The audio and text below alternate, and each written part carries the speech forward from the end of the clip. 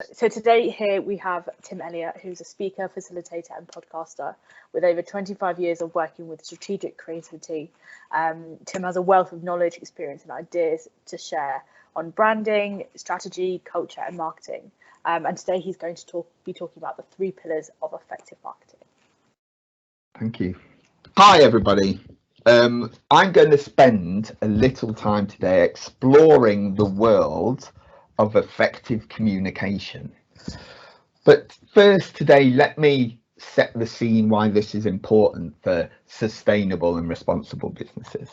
I don't know about you, but it sure feels like now more than ever, people are seeking out connection to each other, to new ideas, to the places even. We're yearning for a bit more meaning to the things in our world. Right? Maybe we as a society have just become more aware of our interconnectedness as the human race over the last 18 months, or maybe people are just waking up to the challenges we face as people and planet. In fact, a Rakuten study from 2020 backs that very thing up. It says now that over 51% of UK consumers want their brand to be socially responsible. So I believe personally that we have a responsibility to tell the story of the good work we do. And when I say good work, I mean the work that's good for people and good for planet. As purpose-driven leaders, as creatives, as founders of sustainable and responsible businesses, we have to learn to communicate effectively through story, for sure, but in every opportunity for marketing communications, from job adverts to product descriptions to packaging of our things to like blog posts and YouTube videos. We need to understand the importance of effectively communicating not only what we are doing, but the how and the why and the who for. Because the stories we tell can change the world, and boy do we need a bit of change right now. So I'll stop ranting on and introduce those pillars, right? Get into the useful stuff that was promised in the introduction. So first off, I want to explain what effectiveness means when I say effectiveness. It's a bit of one of those labels that can be marketing jargon. But believe it or not, we as people have known what makes communication effective since 330 BC. Yeah, you've heard it right. 330 BC. A chap called Aristotle in ancient Greece wrote about story and persuasion in his works on rhetoric and theatre design and plays way back in 330 BC. And the lessons he taught us, the 3-act structure, ethos, logos and pathos, are still the ingredients you find in the finest communications today, from political speech writers to our favorite shows on Netflix to really good marketing and brand organizations, and even TED Talks are built on this formula, right, back from the day. So I often ask myself, if we've known how to communicate effectively for so long, why are so many people and so many businesses still bad at telling their story? But in the next 3 slides and for the next few minutes before we go into Q&A, I'm going to bring this idea a bit forward. I'm going to simplify and modernize it from the ancient Greek learnings that we've known for so long into ideas that you can take away and you can action today. So the first one of those pillars you can see on your screen is trust. There was a really good quote I heard the other day that trust is now more valuable than attention, and it always has been in my eyes. But what a question I want to phrase to you here, right, that you can write down in your notepads and try to answer later on. What stories can you tell that will make people trust what you or your brand are doing? What stories can you tell that will make people trust what you or your brand are doing? How are you going to show or build credibility?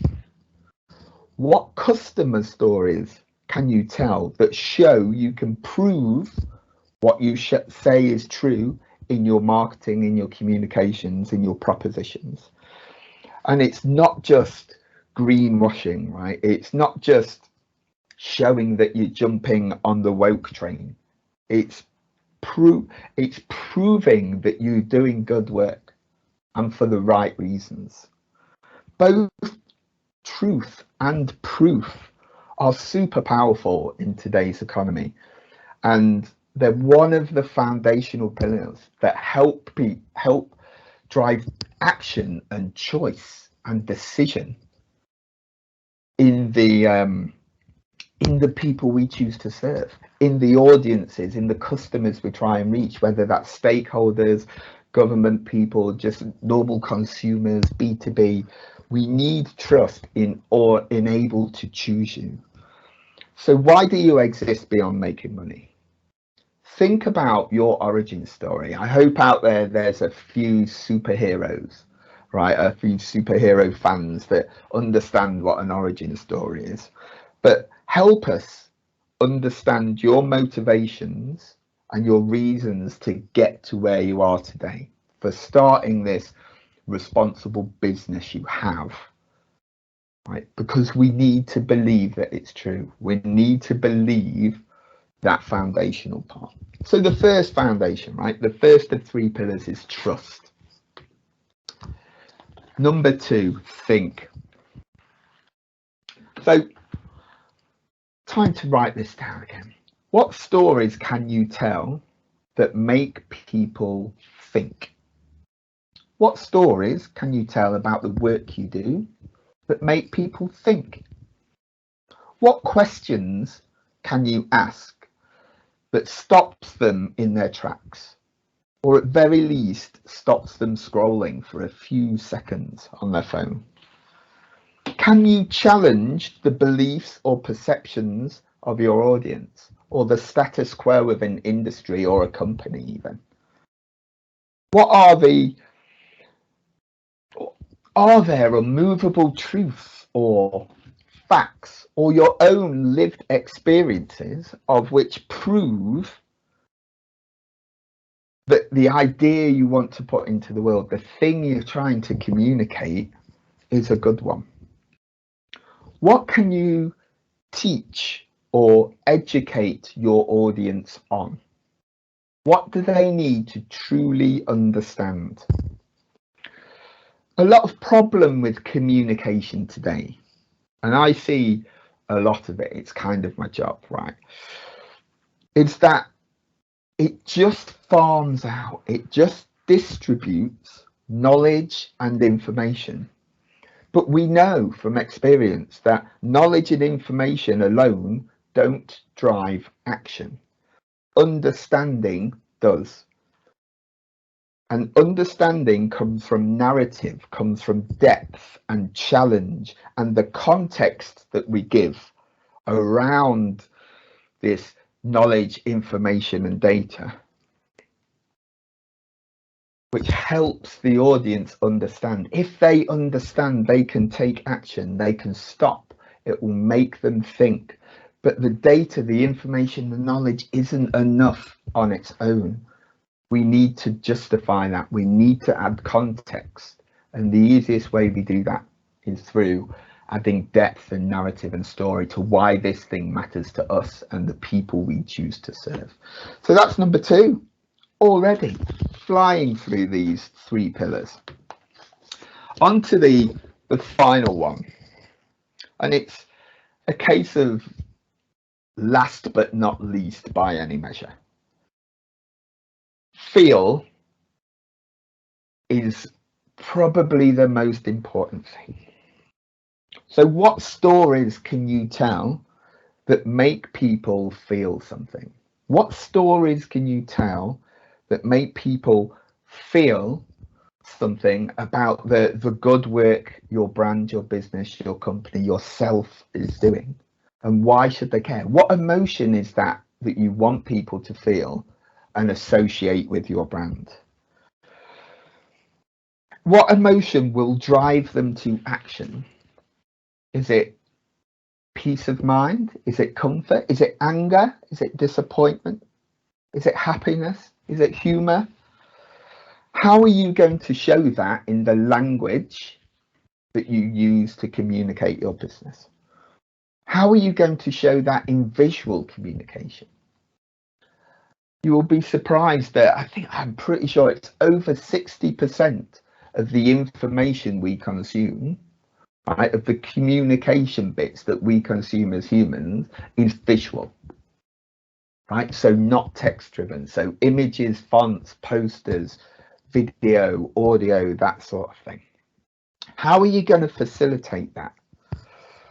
Because we already said in the previous slide that knowledge and information alone don't change anything, but understanding does, right? So we need to be able to feel that we understand something. Right, if we look back at Aristotle, one of his 3 pillars was emotion, how to use emotion to be persuasive. Right, we know for, I can't do the maths, but since 330 BC, that emotion is a driver of persuasion. It makes people take some action, which we all want. Right? We all want to do as creatives, as entrepreneurs. We want people to buy our product, buy our service, sign up for our event, subscribe to a thing, adopt our idea, become an advocate, become a champion, do something, download an ebook. It doesn't really matter. We are all human beings and therefore automatically driven by emotion, and we justify by logic, which is why we have trust, think and feel together. I'm coming to the end now before I open it up to questions, but I just want to recap at this point. So we have a responsibility as creatives, as entrepreneurs, as business leaders, to tell the stories of the good work we do, because we need as many people to understand and adopt for the challenges that we use. We can do that really easily by focusing on 3 big pillars of effective communication. I'll skip. They are trust, think and feel that we've just been through. We need to build trust in our brand, our business and our proposition. How do you do that? It's slightly different for everybody. There's many ways to build trust, but you do need to do it. How do you make people think? Is it through education? Is it through challenge? Is it through knowledge and information justified by story and narrative of why it's important? How do you guys make the people you choose to serve think? And finally, feel, the one we just came back to, right? What emotion do you want people to feel when they're hearing about your business? Right?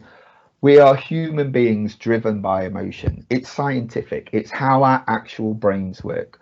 We choose and understand by emotion, and we just justify it by logic, but the choice is an emotive one. So not only should we educate but also entertain in our content. Not only should we inform, but we should also inspire in our content. And not only should we prove we can solve problems and the needs of the people and the planet that we serve, but we should challenge our audience too, to get them to understand the status quo of what they believe their industry, their sector, their location is. Thank you. So there's a couple of comments in the chat, and there's 1 or 2 questions as well. So I'm just gonna dive into the questions. Michael asks, to be most effective, should businesses communicate their journey as it is happening, or is it more effective to tell the story once the desired results have been achieved? Um, Good question. So, if I've understood it correctly, there was you don't have to wait to communicate, right? People, there's masses of theory behind storytelling and effective communication, but there's one of those is a thing called Joseph Campbell's hero's journey, and what that says is that we all go through challenges, right? It's a map. A story is a map of where it's going to be. Some of that storytelling, for example, is future casting, right? It's not happened yet. We want to paint a picture of where we're going. So you don't have to wait to tell the story, right? It can be there to drive action and inspiration and motivation of coming with you on the journey. So you don't need to wait till the end, right, till it's already complete to be able to do it. I hope that helped. I hope that answered the question. I think it did. So there's a similar question. In the example of sustainability, is it better to communicate the challenges you're seeking to overcome and share the experience as you progress? Or would it be more effective to communicate the story once you have a measurable success? Hopefully change like this is the change we're trying to make. Let's focus on sustainability, but this works for any business, right? Building brand value, building business, making change in the world doesn't really have an end point, right? So success is not a tangible goal, right?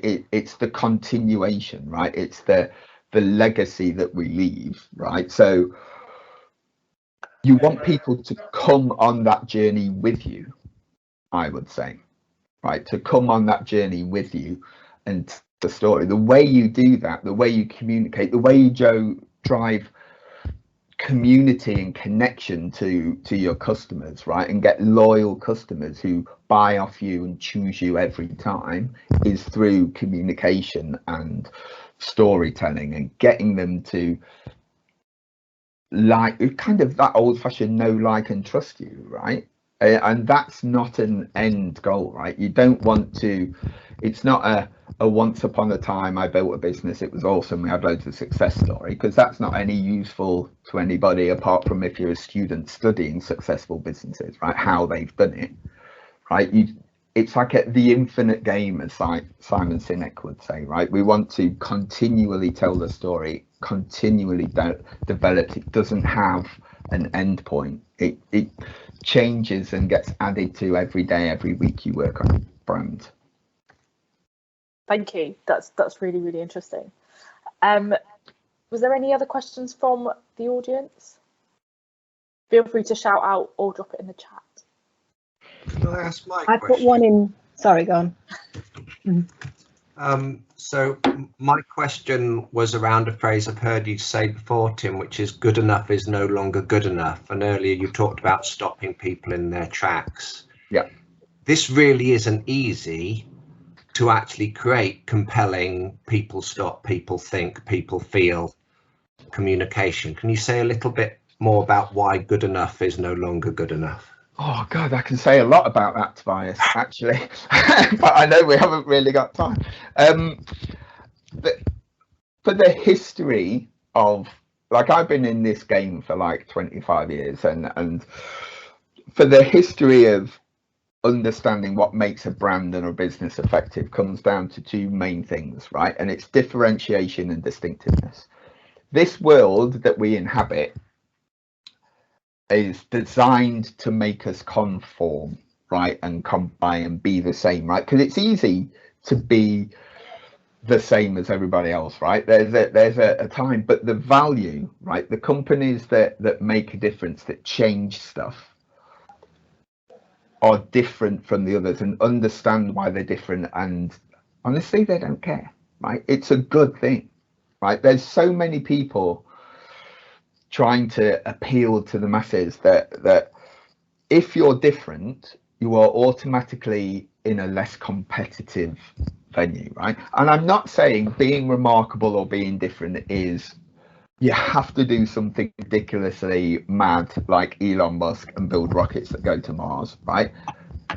ridiculous example, but how you differ from, if you think about the problems your company solve or the needs you meet of the customer, how do you differ yourself? How can you be distinctive and remembered compared to the other people who try and solve that problem as well? You only have to be different in your market, right? And that helps you be better, because good is the new average. We as consumers, right, whether we're B2B, whether we're B2C, expect products and services to be good. We expect the value to be, like, value for money to be good. We expect the customer service and experience to be good. It's not good enough. It's just expected, right? Good is the new average. So what else are you going to do to make that experience remarkable? I have one, Tim, just a quick one. So thank you. That was a really interesting presentation. So my question is really more around everyone's, obviously, because it's hot topic, climate change and sustainability and everything else, and people employ people like yourself to do the 3 pillars and you know, say we're the brand for sustainability. Some of that could be greenwash. I'm not saying you're involved with that, but I'm just saying some of that could be. So how does one use the 3 pillars for sustainability to stand out from everybody else? Because everybody's going to be saying and are saying that they are sustainable and they're all about green and saving the planet. How do you make yourself stand out from that, the whole crowd? It's those two words. There was a couple of words in the presentation called proof and truth. Yes. Right. If you can prove what you say is true, people will look at it, because consumers now, like we said in the Rakuten study, there's quite a lot of detail in that study from 2020, and the research, the consideration phase of any buyer journey, especially in B2B, actually is in depth now, right? You can't just say you're if you look at Brewdog, right, B Corp, like first carbon negative everything, like amazing story, like such a case study.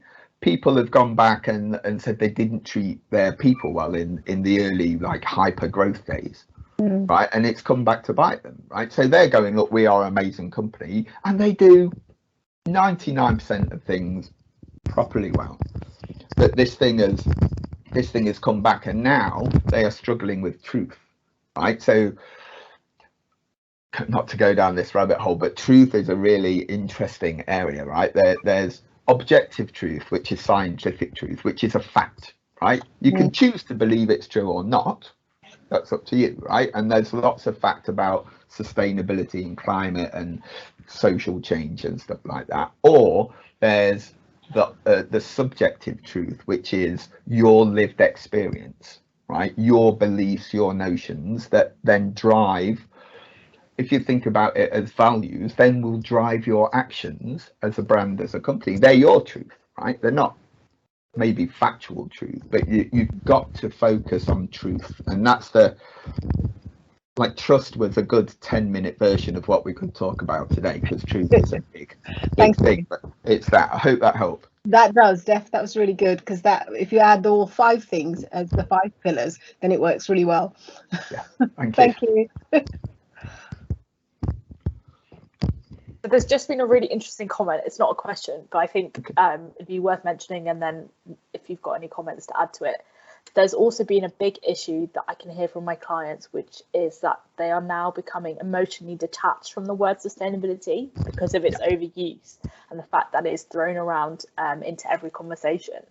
Do you have any thoughts to that? I do. Yeah, and I'm now a reformed marketer. I don't do marketing for people. I'm much more a teachy thing. But we marketers, who I will represent today and apologise for, because we get hold of a word, we did it with purpose and we ruined it. We ruin everything.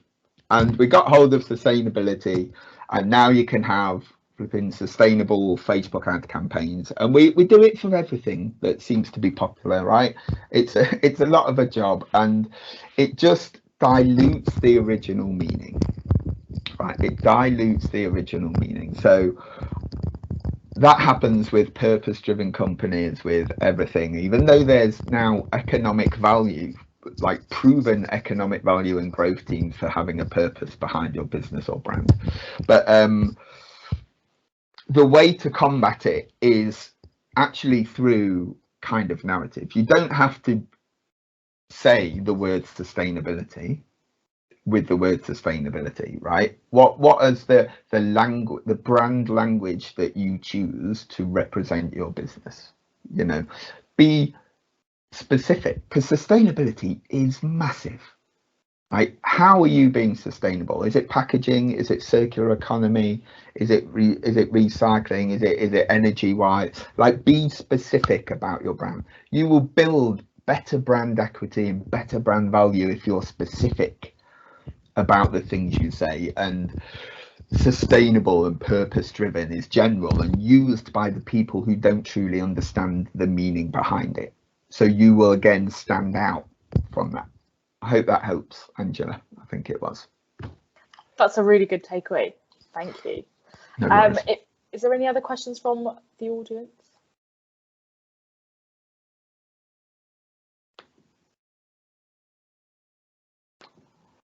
Run out? I don't think there is. Can we ask a bit more about greenwashing and how to avoid it? Yeah, you can. It's a really simple answer. Don't do it. Like, honestly, if you can't prove that it's true, don't say it. The end. Thanks. Like, really simple answer. Even though you're encouraged to, right? There's like going forward, like a sustainable brand and marketing communication practice, right, is understand what your brand strategy is, right? So why you exist beyond making money, who you choose to serve, how you show up to them, right? And then you will understand what stories you're going to tell to prove all of those true, right? This is your brand. Don't worry about what other people are doing, if they're saying they're greenwashing or not. If you get all of those questions correct and you can prove they're true before you do any communication, greenwashing won't happen. But it won't be cured in the world, because a load of people don't bother to do the work that makes them effective. They just stuff messages out into the world. But for you guys to stand out, for you guys to create great brands, you need to do that. Is that good, Tobias? Have a tick to the box. That's all good. I think Sandra wants to reply to that one as well. Okay. I was just going to say as well, Asha, there's a question as well about, so yeah, okay. Oh, I'm just going to, can I just pull up on the, if it's not true, don't say it. It can be true. It's just definitely, I think the carbon jargon thing has really been unhelpful.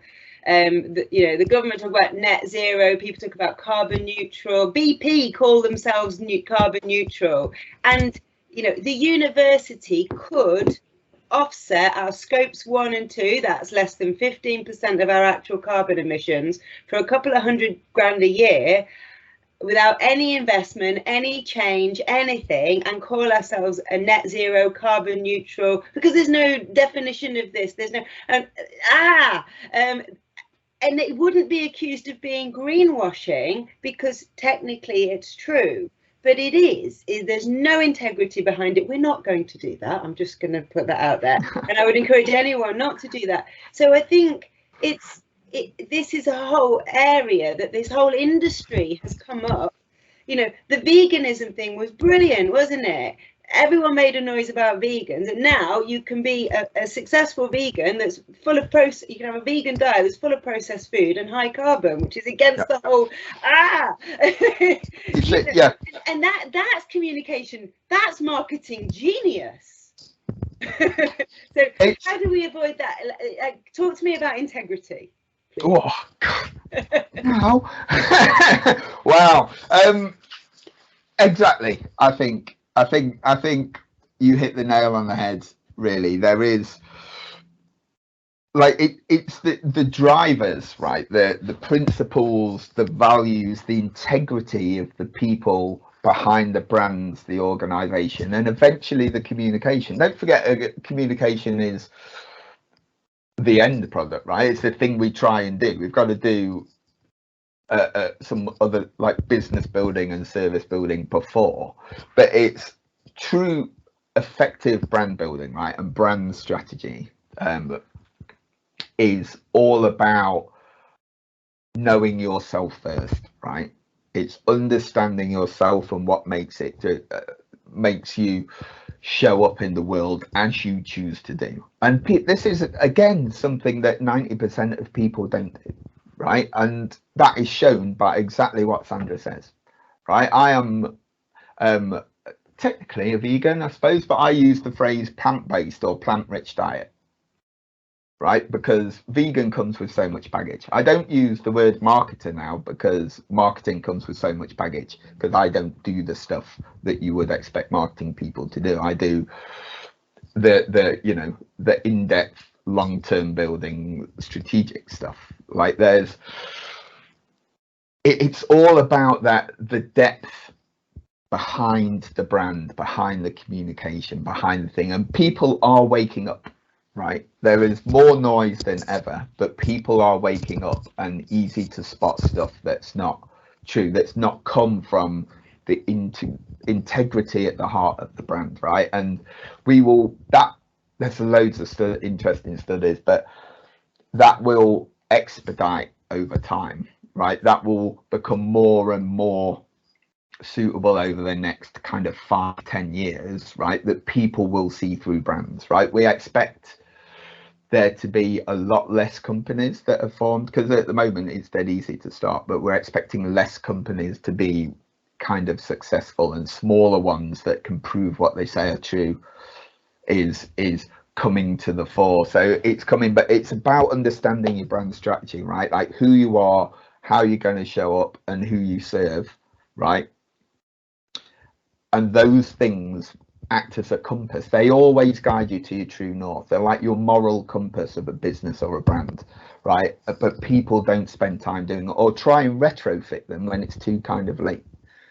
But they, you know, you can tell the difference if you scratch the surface a little, I think.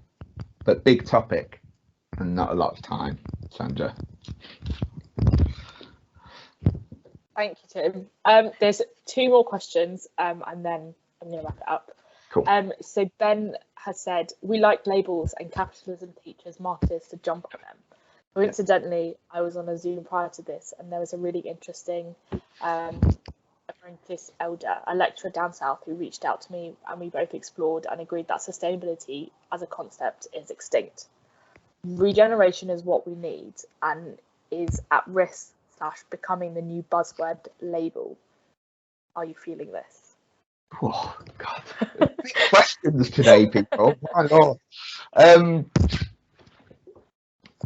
So there's a couple of points in there. So I've done a lot of work and talking on the podcast and stuff about being labelless and identities and stuff like that being constraints to being effective and good businesses now, because they come with baggage. I lane it as, right? If we say we are a thing, sustainable, for example, right, it automatically constrains that.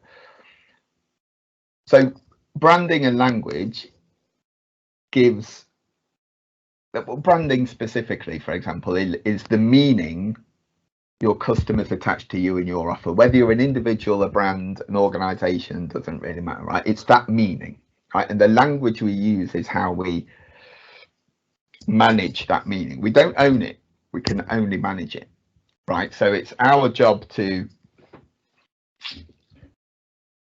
try and manage that meaning as specifically as possible, which means we have to do a lot of work of not using the word sustainable and using regenerative, right? And then getting the people we choose to serve, the people we communicate to then adapt that language, and the meaning will pass on into people. And then another word will come, because marketers will then get hold of regenerative and we will ruin it, and we'll have to do another word. But it's about understanding the position, right? And there's a really famous marketing quote that says, you don't have a position on anything, right? So a position can be a belief about a business in a market, right? Unless you can explain it in under 8 words, right? Those 8 words that you choose to represent your brand, like, will make you effective. Like, you have to own them. You have to use them in your billboards, in your ads, in your posts, on your website, on your business cards, if people still do business cards after 2 years online, who knows. But you know, you have to use those words, those language in there. But I'm totally with you about the way that the labels and the dilution of meaning of important words, or used to be important words. But our language evolves, right? There's an evolution of language all of the time. It's the meaning of the word we use at that time that's important, not the actual word. Thank you. Okay. Talking about words, there's one other last comment. What's your thoughts on the word recently being used specifically by the government, the phrase "build back better"? Like I don't know who works in the government communications department, but I'm available if anybody knows who they are. But they need. It's just a slogan, right? It's kind of catchy. They've written it using repetition and alliteration, like build back better. People like us humans, we like stuff in threes, and we like it repeated, and we like it to sound. Now our brains enjoy that sort of thing. So that's all they've done, right? It's the meaning behind the words that matter. You can decide amongst yourselves, I'm not opening that kettle of fish, if the meaning is any good behind it. But the words are just the words, unless they're proven true. But like the concept of the idea, I think personally, and this is my personal opinion, I think change has been in the air for a couple of years. A few changes has been sped up and expedited that we needed in the world, and I think we should grasp that opportunity to change and push forward. I don't know if I'd explain it as build back better, but there you go. Thank you. I agree with you as well. Thank you so much. I think all the questions have proved that the audience has really, really thoroughly enjoyed the conversation and your talk, and I'm sure the 3 pillars will be taken forward by anyone listening today. So thank you so much for your time, Tim. No worries. Thank you, Asha.